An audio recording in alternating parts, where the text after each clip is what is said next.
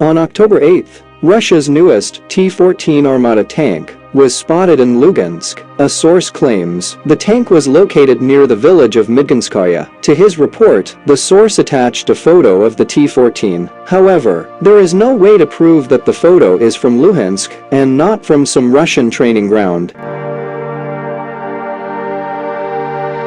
In fact, we shouldn't be surprised by the possibility that Russia sent T-14s to Ukraine. In recent years, Russia has often sent new weapons technology to be tested in real combat conditions. Russia is ready to escalate the military situation in Ukraine. The deployment of the tank may be part of Moscow's efforts to do just that. Such a claim is confirmed by the latest deliveries of T-90s to the Western Military District over the past 4 weeks. The mobilization, which was announced on September 21, is the third indicator of Russia's efforts to escalate the military situation.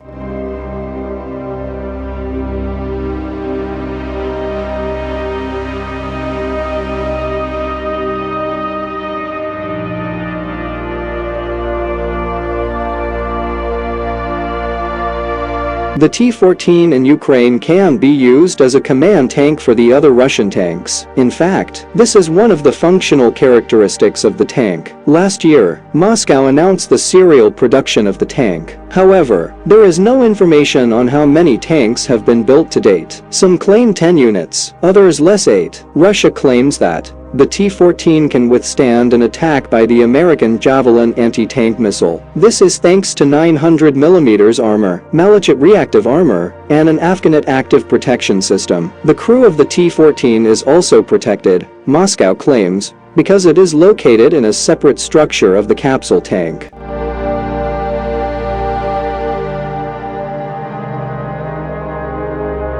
One of the main differences between the T-14 and other Russian tanks is the ability to move on a given move. The T-14 can move forward and backward at 70 to 80 kilometers per hour. Russia claims the T-14 relies on another type of high-explosive fragmentation projectile, the Telnik. These are completely new ammunition, developed in recent years in Russia, and are believed to be superior to the previous Vacuum 1.